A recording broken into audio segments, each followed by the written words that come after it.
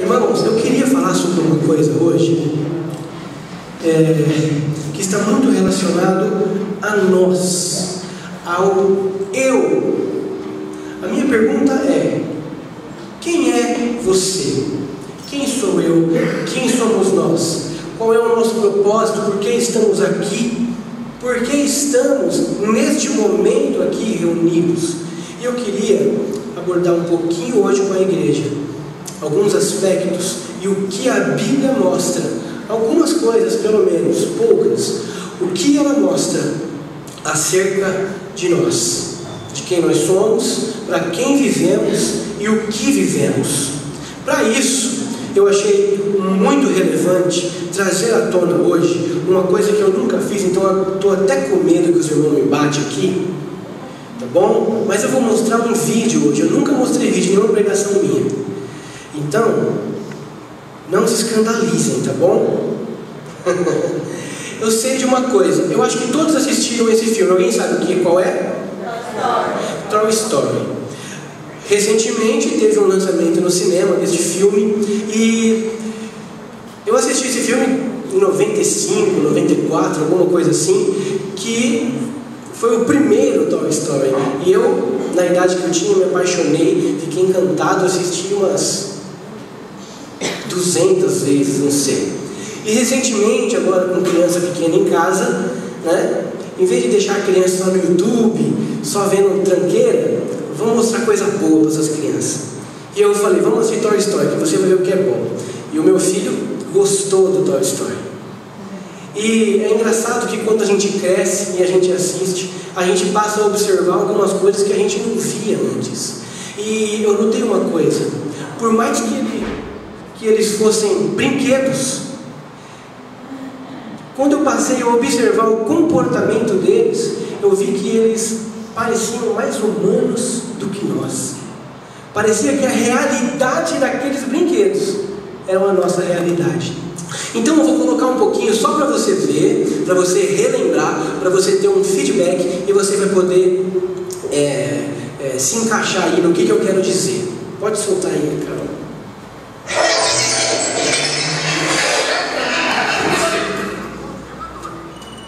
Nelson, obrigado. Pronto? Ai, Nelson. Isso, pronto. O primeiro item de hoje é... pois é. Já escolheram parceiro de mudança? Parceiro de mudança? Você está falando sério? Eu não sabia que já era hora de escolher um. A gente vai ter que ficar na mão? Vocês acham que isso aqui é brincadeira? Se vocês não sabem, a mudança é daqui a uma semana. Eu não quero que nenhum brinquedo seja esquecido. Parceiro de mudança. Se não tem um, arranje.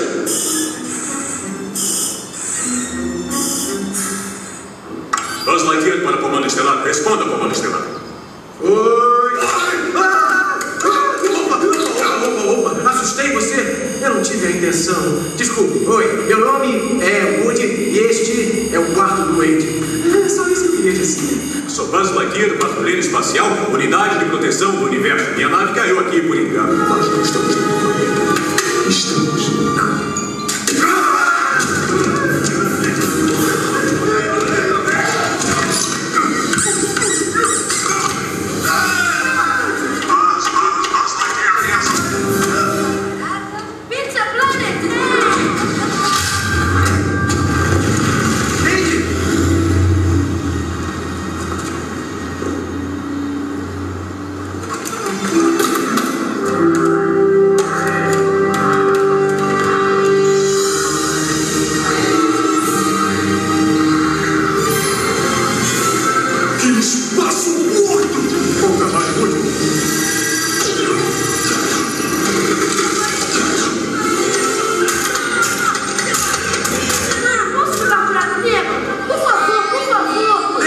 Temos que achar uma nave que vá ao setor doce. Espera, não, por aqui, Buzz. Nave espacial. Esse Buzz prepare-se. Já pensou que fez explodir? Quando eu disser vai, nós pulamos na cesta.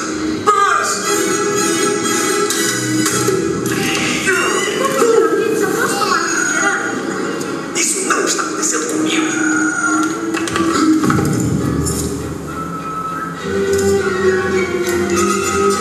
Onde estão seus amigos rebeldes?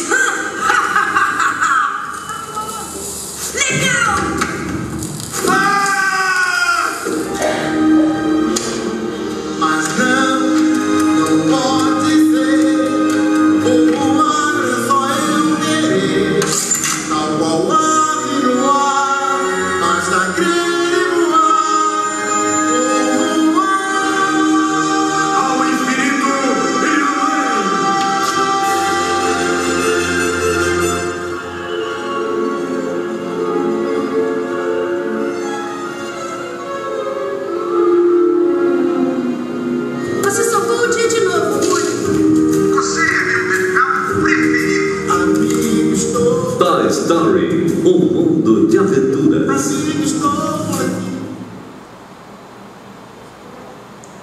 Irmãos, como vocês puderam ver, talvez aí quem pôde relembrar, são dois personagens aqui que eu quero... Tem dois personagens que eu quero falar. E são o Woody e o Buzz, que são esses dois que mais apareceram aí. E eu quero trazer para você uma coisa muito interessante. Nós vimos primeiramente o personagem do Woody, aquele cowboy. E sabe o que eu vi ali? Uma pessoa que desesperadamente vive pelo outro. Uma pessoa que desesperadamente faz o que é necessário para agradar aquele da qual ele quer atenção. Nós vamos, talvez vocês não se lembram, mas logo no comecinho, quando era o aniversário do Woody, chega aquela criançada toda cheia de presente e os brinquedos ficam todos desesperados para descobrir qual presente que ele ia ganhar, com medo deles perderem o lugar que eles tinham. Nós vemos no Woody a figura de alguém que vivia para agradar o seu dono, aquele a qual ele pertencia. Ele tinha muito, muito medo de ser substituído. Muito medo. E em contrapartida, quando a gente olha a vida do soldado espacial, nós vamos observar alguém que tinha total convicção de si. Ele tinha plena certeza de que ele era um patrulheiro espacial e de que nada do que aqueles que estavam à volta dele dissessem mudaria aquilo que ele acreditava. Acontece que o Woody um dia se decepcionou, porque o Andy recebeu um brinquedo novo, e por mais que ele fizesse todo o possível, ele não conseguia superar. Ele passou a ser rejeitado pelo seu dono, trocado pelo brinquedo novo. Afinal, o brinquedo novo era mais moderno, ele acendia a luz, ele tinha asa, voava, ele era todo cheio de aparatos, e o Woody já não era mais tão recente assim. Com certeza, se ele pudesse se auto-reformar, ele faria tudo o possível para se adequar à forma do dono dele, para que ele pudesse continuar sendo o preferido, o primeiro, para que ele pudesse continuar se sentindo útil. Já o Buzz, ele tinha total convicção e não precisava de nada, ele era o cara do momento. Só que, assim como acontece na vida, chega a um dado episódio em que ele descobre que ele não é aquilo que ele pensava que ele era. Ele achava que ele era um patrulheiro, que ele veio do espaço, que ele estava numa missão para salvar a humanidade. Tanto que a tua fala diz muito isso, e da ambição que ele tinha ao infinito e além, ou seja, não havia limites para ele, ele estava acima de tudo. E a gente vai ver que quando ele descobre que ele não passa de um brinquedo, ele entra em depressão, ele se acaba. E para quem já assistiu esse filme, ele passou a brincar de boneca com uma das crianças e ele falou: não, eu não sou mais esse patrulheiro, eu sou o Senhor Maroca. Porque a criança tinha dado o nome dele, colocou um vestido nele, colocou uma fantasia nele de uma senhorinha que toma cafezinho, e ele acabou aceitando aquilo que ela tinha dito que ele era. Tanto que ele, num desespero tremendo, como vocês viram, ele sobe ali no topo da escada, e você viu a música de fundo? Basta crer e voar. Isso tem muito a ver com a nossa sociedade. Isso tem muito a ver com a visão que nós temos hoje. Basta crer e você será o que você crê. Basta pensar e você se tornará aquilo que você pensa. E ele sobe e ele acredita fielmente. E pela última vez ele tenta e diz: olha, eu sou um patrulheiro, eu sou um patrulheiro, eu sou um patrulheiro. E todo o esforço mental foi possível transformar aquilo que ele era, porque ele pulou e caiu. Nós temos que compreender uma coisa: isso tem uma relação muito forte com aquilo que nós vivemos hoje em dia. Talvez você viva uma vida que é constantemente uma luta buscando agradar o outro, buscando ser melhor para o outro, buscando aceitação para os outros, ser incluído em lugares na qual você não é bem recebido. Ou talvez você olhe para as pessoas e diga: eu não me importo com o que vocês digam, o que importa é o que eu digo que eu sou, o que importa é o que eu quero ser. Talvez na tua vida você seja o Woody, mas também você pode ser o Buzz Lightyear. E nós não fugimos disso. Essa é uma realidade que está intrínseca em nós. E por isso eu quero tratar com você uma coisa. Nós temos 3 possibilidades. Ou nós somos aquilo que as pessoas querem que nós somos. Primeira possibilidade. A segunda é: ou nós somos quem nós dizemos quem somos e queremos ser. E a terceira possibilidade: nós somos aquilo que Deus diz que nós somos. Então nós vamos procurar um pouquinho hoje falar um pouco sobre isso. E talvez a gente se encontre e veja que o nosso lugar é na presença de Deus. Abra sua Bíblia na carta aos Efésios, capítulo 1.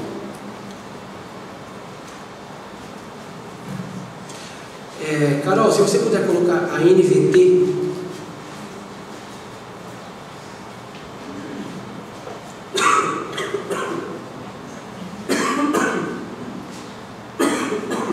Efésios capítulo 1. Essa carta, irmãos, ela tem uma peculiaridade. Que primeiro o apóstolo escreve ela para dizer o novo posicionamento daquela igreja, para dizer que em Cristo eles tinham uma nova vida, que em Cristo eles ocupavam uma nova posição, que em Cristo eles eram novas pessoas, que eles foram transformados pela vida de Cristo que havia neles. Então o apóstolo ele começa lembrando a igreja daquilo que eles tinham se tornado quando se converteram ao Senhor, daquilo que eles eram, da nova posição privilegiada que eles ocupavam. E ele, num contexto geral, o que ele faz é lembrar a posição, a identidade daquela igreja, quem eles eram em Cristo, para que depois eles fossem encorajados a viver essa nova vida lá fora, diante das perseguições, diante das frustrações, no dia a dia. E era justamente para isso que servia a mensagem de lembrar quem você era, para te encorajar quando você vai. E é sobre isso que a gente vai falar. Olha só o que está a partir do capítulo 1, a partir do versículo 3. Diz assim, olha só a palavra de Deus: todo louvor seja a Deus, o Pai de nosso Senhor Jesus Cristo, que nos abençoou em Cristo com todas as bênçãos espirituais nos domínios celestiais. Mesmo antes de criar o mundo, Deus nos amou e nos escolheu em Cristo para sermos santos e irrepreensíveis diante dele. Ele nos predestinou para si, para nos adotar como filhos por meio de Jesus Cristo, conforme o bom propósito de sua vontade. Deus assim o fez para o louvor de sua graça gloriosa, que Ele derramou sobre nós em seu Filho amado. Ele é tão rico em graça que comprou nossa liberdade com o sangue de seu Filho e perdoou nossos pecados. generosamente derramou sua graça sobre nós, e com ela toda a sabedoria e todo o entendimento. Ele começa a lembrar quem eram aqueles cristãos que estavam agora inseridos no corpo de Cristo. Vocês são adotados como filhos de Deus. Vocês são pessoas que têm um propósito antes da fundação do mundo. O mundo, nós não existimos por causa deste mundo, mas este mundo é quem existe por causa de nós. A intenção do autor era mostrar que nós somos tudo que somos na pessoa de Cristo Jesus, que Ele nos deu liberdade, nos adotou, nos escolheu, nos predestinou, e aqui Ele coloca o propósito da nossa vida para louvor de sua graça gloriosa. Nós nascemos para refletir, para louvar, para expressar aquilo que Deus é. A razão da nossa vida é ser aquilo que Deus nos formou para ser. É viver de um modo digno da nossa vocação. Compreender e reconhecer o motivo e a razão da nossa existência. Nós nascemos para a glória de Deus. E quando nós não vivemos para a glória de Deus, nós vivemos uma vida cheia de falsidade, cheia de máscaras, de inaltecidade, e não podemos ser plenos, completos. O primeiro mandamento é amar a Deus acima de tudo, de todo o nosso coração, de todo o nosso entendimento, de toda a nossa alma. E quando não vivemos para este propósito, todos os outros nossos amores são danificados, são perdidos, são direcionados para caminhos que não agradam o Senhor e que não nos satisfazem. Então, para concluir um pouco mais disso, olha o que não precisa abrir, tá? Eu vou só mostrar aqui. Olha o que o apóstolo Pedro diz sobre a igreja no capítulo 2, no versículo 9. Vocês, porém, são povo escolhido, reino de sacerdotes, nação santa, propriedade exclusiva de Deus. Assim, vocês podem mostrar às pessoas como é admirável aquele que os chamou das trevas para a sua maravilhosa luz. No 30, olha só como que diz a minha versão: antes vocês não tinham identidade como povo. Na versão que a maioria tem aqui, antes não éreis povo. Agora Deus nos deu uma marca, nos deu uma identidade.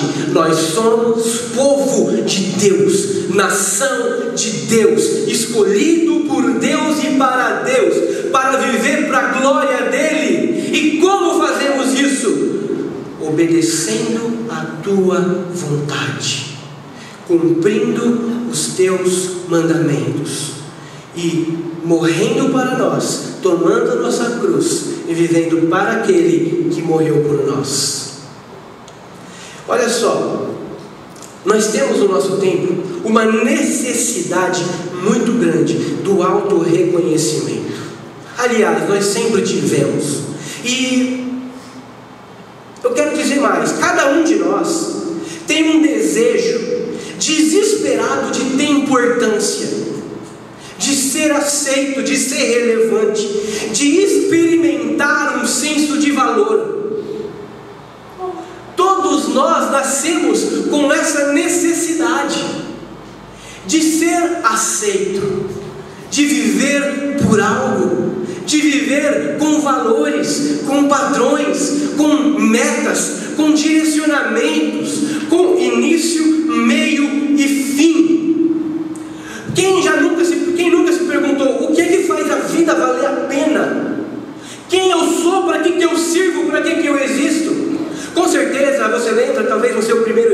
escola, que você recebeu uma folha da professora e o tema era: quem sou eu? E você dizia quem você era. E quantas vezes, talvez, assim como eu, você não sabia o que dizer?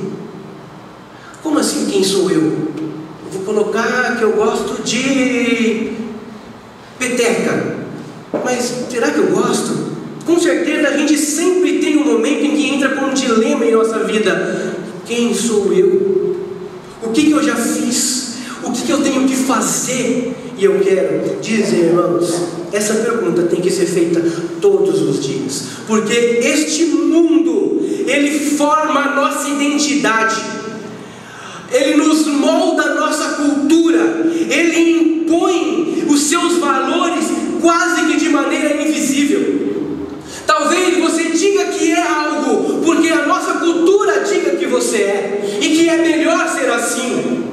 Talvez somos tão influenciados por essa vida que aceitamos o que as pessoas querem de nós e lutamos para ser aquilo que a nossa cultura acha melhor. Então eu peço aos irmãos que nós oremos por isso, tomemos cuidado com isso, porque não é o que Deus quer de nós. Olha só que fato, que informação interessante. Nas culturas mais tradicionais, antigamente, a narrativa heróica, a figura do herói, daquele admirado, daquele ovacionado pelo povo, pela comunidade, a figura do herói, ela era apresentada por meio do auto-sacrifício. Quando alguém se sacrificava por algo, quando alguém se sacrificava pelo seu reino, quando alguém se sacrificava pela sua família, pelo seu povo, essa pessoa, ela era aceita e considerada alguém digna de ser observada e de ser imitada. Você pode assistir esses filmes da Idade Média, esses filmes em que era necessário ser valente, corajoso, se sacrificar para ser aceito pela comunidade. Quando o soldado voltava da guerra, vitorioso, toda a população estava lá para aplaudir, jogar louros, flores e fazer uma festa maravilhosa, porque ele se sacrificou em favor de um povo. Na verdade, esse auto-sacrifício é assim: você se define pelos deveres que tem, pela missão que você tem na vida. O seu valor e o seu propósito depende da honra que a comunidade oferece à pessoa. Ou seja, a pessoa se sacrificava para ser considerado alguém digno pela comunidade que vivia. Mas hoje, na nossa época ocidental, nesse tempo em que vivemos, as coisas mudaram. E na verdade, a cultura ocidental trouxe que a narrativa heróica não é a do auto-sacrifício, mas é a da autoafirmação. Não importa o sacrifício que você faz. Hoje em dia, eles dizem assim: o que importa é quem você sonha ser. O que importa é o que você deseja ser. A narrativa da autoafirmação tomou conta dos nossos dias, irmãos. Nós vamos ver, essa narrativa é aquela que você se define por seus sonhos e desejos pessoais. Seu valor depende da dignidade que confere a si próprio. Na narrativa heróica do auto-sacrifício, você precisava do reconhecimento do povo. Você se sacrificava por outro. Você lutava pelo outro. Na narrativa heróica da autoafirmação, você esquece do outro e tudo que você afirma sobre si se torna realidade, verdade, e não importa o que as pessoas dizem, você não precisa de nada do outro, só de você mesmo. É assim que nós vivemos. Por isso que o movimento homossexual tem crescido assustadoramente. Por isso que já há centenas de siglas de... como que é o nome? De gênero estão à disposição. Nem cabe mais de uma folha, gente, nem duas. Tem pessoa que se acha homossexual, mas também ele se acha uma outra coisa. Mas também, mas não é bem assim, eu me acho uma outra coisa também. Aí começa a formar um monte de sigla. Por quê? A autoafirmação que eu tenho sobre mim é quem define o que é verdade. Isso se chama pós-verdade. Não vivemos mais na verdade ou na mentira, no certo e o errado. A pós-verdade significa o seguinte, que a verdade não é mais definida por valores científicos, empíricos, históricos. Não, a verdade tem relação com aquilo que você deseja, com aquilo que você sente, com aquilo que te dá prazer, com aquilo que você se faz feliz. E nós vivemos nessa realidade, infelizmente. Como naquela música de fundo que nós vimos, basta crer e voar. Só que, irmãos, o que acontece é que quando você tenta voar, você cai e é espatifado no chão. A verdade é que não podemos conhecer a nós mesmos, irmãos. Não temos condições de reconhecer e definir quem nós somos por conta própria. O importante da Bíblia e o maravilhoso dela, que ela revela isso.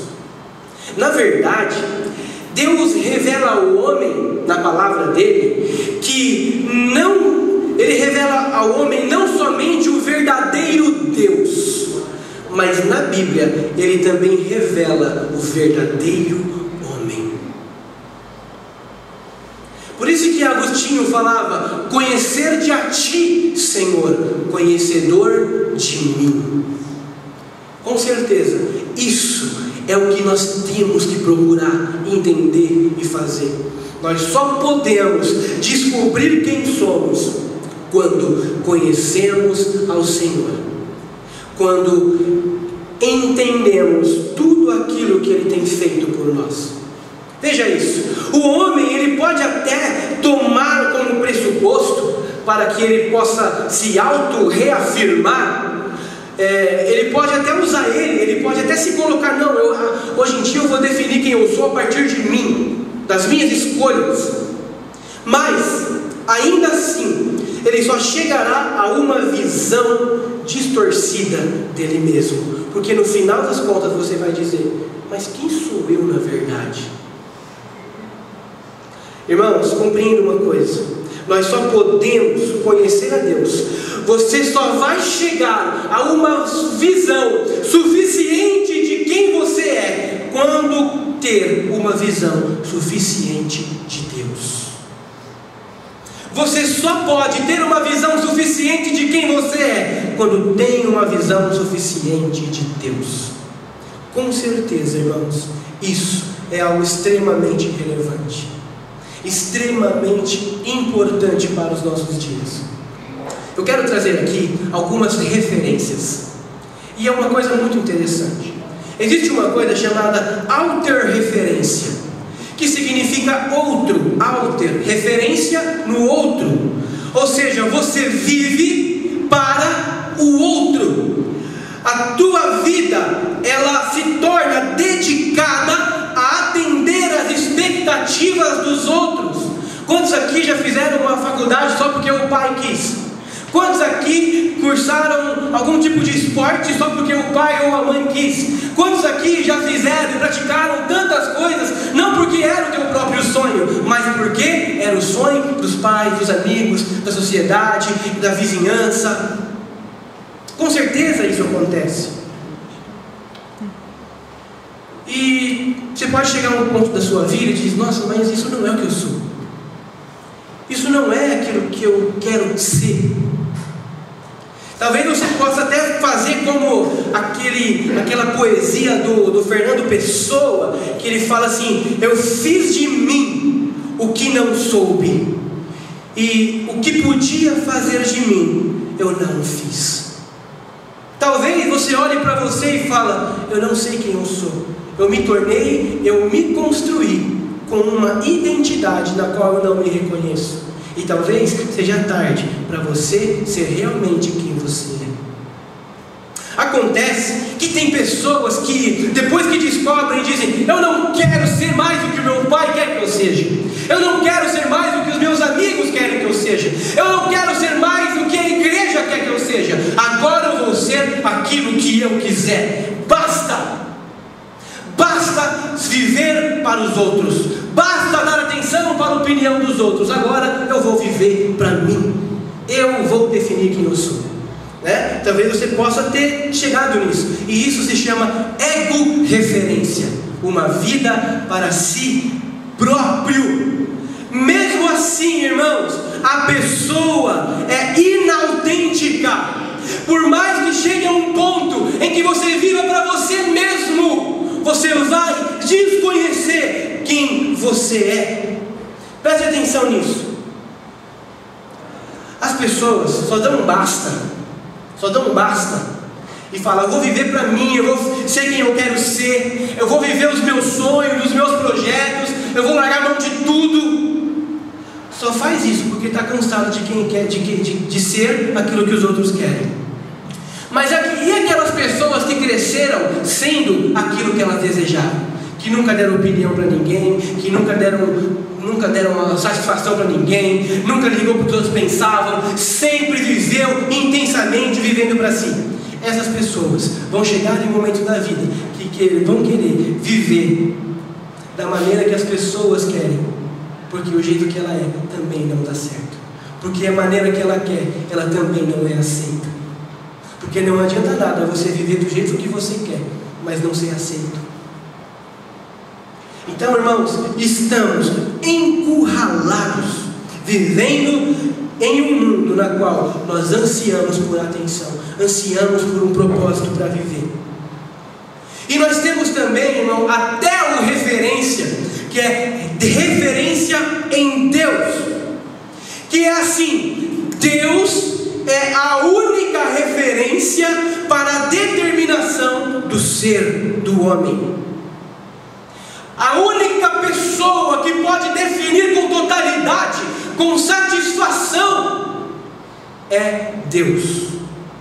A única que pode definir quem eu sou é o Senhor. Irmãos, essa é a grande realidade que nós temos que compreender. Eu fico lembrando do Salmo 139, na qual o salmista dizia: sonda-me, ó Deus, e me conhece. Vê se tem em mim algum caminho mau. O que significa isso? É o homem reconhecendo a tua própria incapacidade de conhecer a si mesmo, as tuas próprias falhas. É o comportamento e a oração de um homem que suspeita de si. E é assim que nós temos que viver, suspeitando de nós mesmos e dizendo: Senhor, me sonda, me faz compreender o que eu sou, para que eu sou e na onde eu estou. Com certeza, irmãos, com certeza Deus nos julga e nos conhece melhor do que os homens. Você lembra de Samuel, capítulo 16? Ele diz assim: o homem vê a aparência, mas o Senhor, Ele viu o coração. Tudo o que eu posso saber de você está na tua aparência, está naquilo que você apresenta, mas Deus te conhece de dentro para fora. Deus, Ele sabe quem você é por inteiro e por completo. Deus nos conhece melhor do que nós mesmos.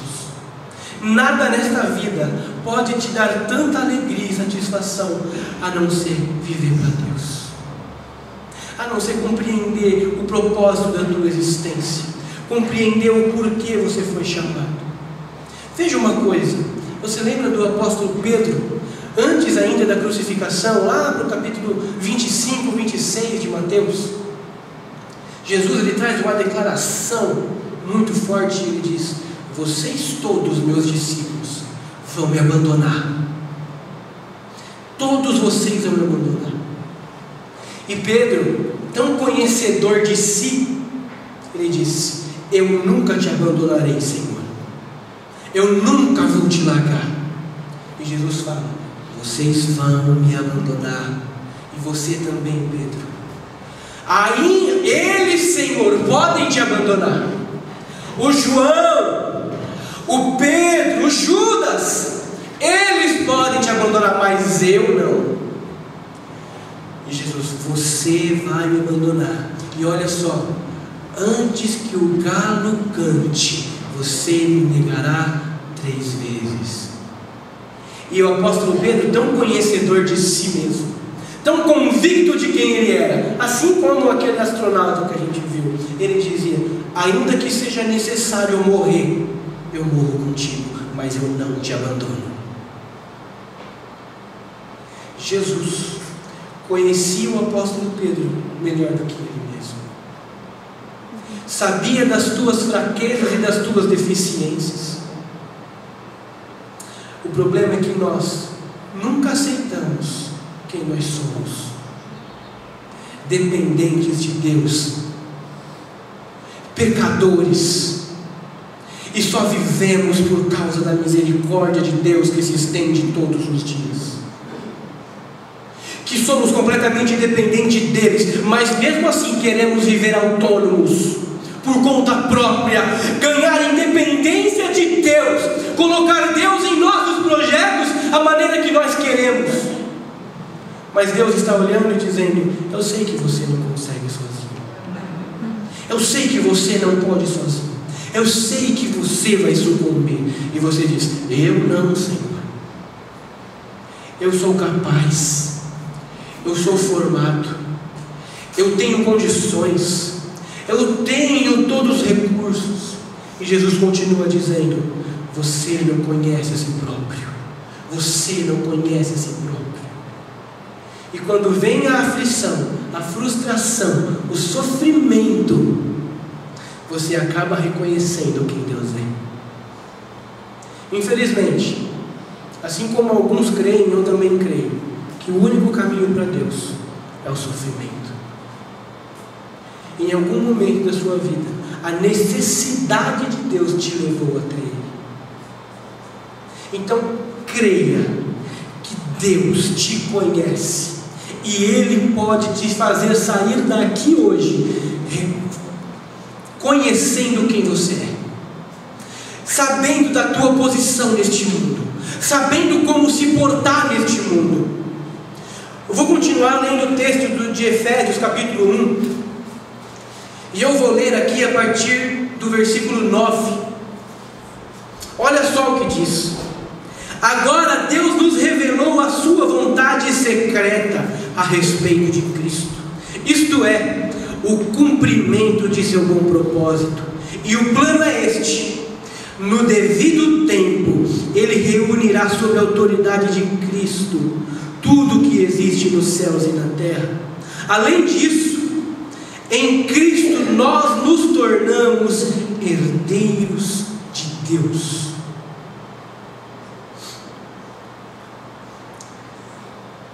Me perdi. Herdeiros de Deus, pois Ele nos predestinou conforme seu plano e faz que tudo ocorra de acordo com a sua vontade.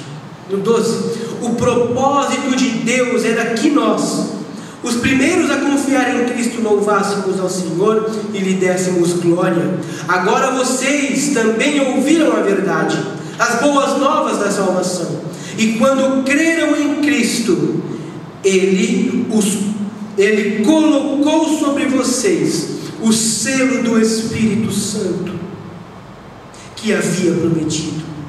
O Espírito é a garantia de nossa herança, até o dia que Deus nos resgatará como sua propriedade, para louvor da sua glória.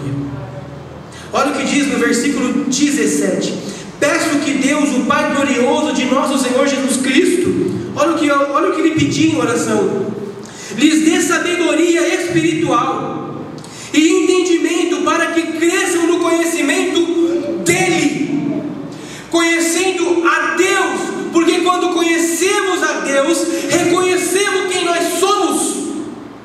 Oro para que o seu coração seja iluminado, a fim de que compreendam a esperança concedida àqueles que ele chamou, e a rica e gloriosa herança que ele deu a seu povo santo.